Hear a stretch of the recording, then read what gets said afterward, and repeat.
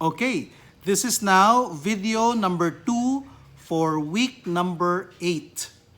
So for this particular section, we will be talking about the different types of job interview. This is your professor, Danny Kabulay. So basically, there are 6 types of job interview. There is what you call the face-to-face job interview, telephone interview, online or video conference interview, panel interview, series interview, and casual interview. Let's look at each one of these one by one. When we talk about face-to-face interview, the interviewer and interviewee are in the same space or location. This is discouraged during the pandemic because of possible contamination or infection. So it's working when there is no pandemic. Okay? Telephone interview.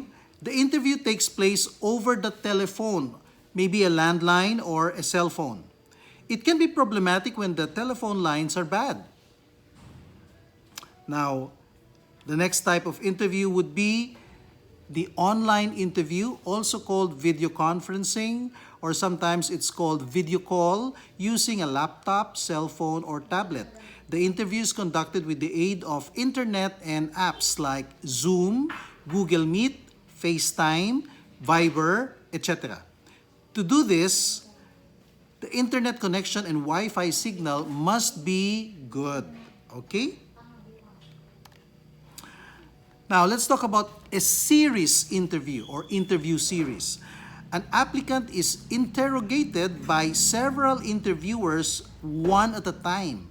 It can be time-consuming. For example, papupuntahin yung aplikante ng alas 10 ng umaga, tapos 4 na tao yung mag-i-interview sa kanya. So, every 30 minutes, palipat-lipat siya ng opisina. Kasi 4 na managers yung mag-i-interview sa aplikante. That's what you call a interview series or a series interview. Okay? Because it's in a series. Sunod-sunod. Then there's what you call a panel interview. An applicant is interrogated by 2 or more interviewers at the same time. Okay? The interviewee may sometimes feel badgered with many questions. So, halimbawa, mag-isa lang yung interviewee, tapos 5 yung nag-i-interview sa kanya, sunod-sunod ang bato ng tanong. Medyo nakakalito, medyo nakakahilo, nakaka-pressure. So, ang panel interview is one of the most difficult interview types. Okay? Mahirap gawin ang panel interview. Kailangan din na nagtutugma ang schedule ng lahat ng interviewers. Pag ang isa hindi available, medyo mahirap siyang gawin. Okay? You have to have an agreed schedule wherein all the interviewers would be available. And then, finally, we have a casual interview. Pag sinabi natin casual interview, this takes place in a less formal or less intimidating setting or venue. Example, a restaurant, hotel lobby, coffee shop, cafeteria, lounge, in a car, at a party, etc. The noise level and interruptions can be very challenging. Of course, kasi nasa open air ka. You're not in an office. Okay? Now, here's a case study. No? Let's look at the case study called Urgent and Challenging. Joshua Barameda, the HR manager, and Marvin Agustin, president. Alam niyo yung artista, si Marvin Agustin, president of Sumu Sam Restaurants. Yes, he owns 36 restaurants of Sumu Sam brand. Okay? They urgently need to hire the replacement of Jessica Torres, the quality control manager who is resigning effective next month. So they have 30 days to hire the replacement. Urgent to. Okay? Unfortunately, Marvin's schedule is very tight. He's scheduled to fly to the US for a 14-day vacation, to Italy to visit friends and relatives for 5 days, and focus on finalizing the menu for the new restaurant concept for 7 days. Okay? Now, here would be the question.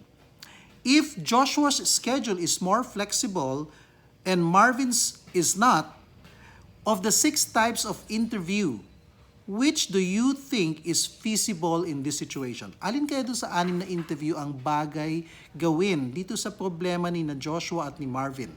Okay? They need to interview the applicants. Okay?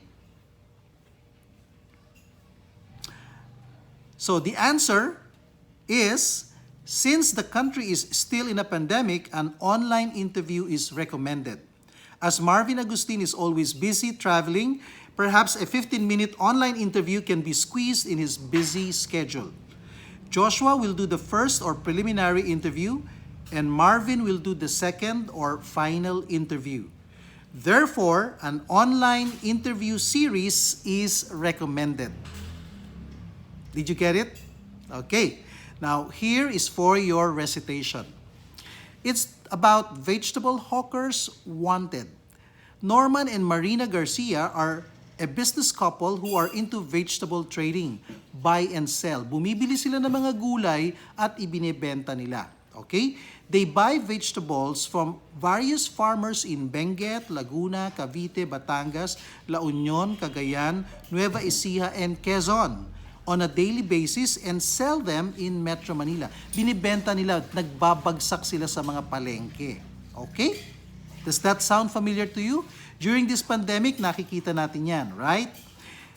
Their 30 huge trucks are always on the road, picking up products late in the afternoon. Then they begin to travel after dinner to reach Metro Manila public markets at dawn each day. So, ganun ang routine nila lagi. Okay? So, sa hapon, nagkakarga na sila ng mga pinamili. Sa gabi, babiyahe na sila. Madaling araw, darating na sila sa Metro Manila. Magbabagsak na sila ng mga gulay sa iba't ibang palengke. Okay? Each truck deployed is typically manned by one driver and two hawkers o yung kargador o delivery boy. Okay? Laging may isang driver. So, 3 lagi ang tauhan. So, they advertise for 70 vegetable hawkers. Naghahanap sila ng 70. Okay?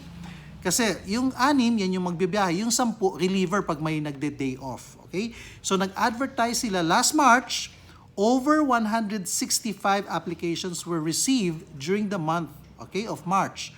So, April, May, sila ay mag-i-interview na. Only 115 ang qualified sa vegetable hawker position.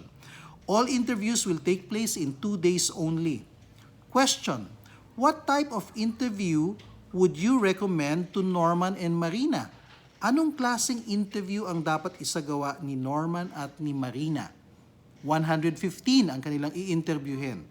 Make sure that you place your answers in the comment section at the bottom of video lecture number 2 for week number 8. Okay? See you in the next video.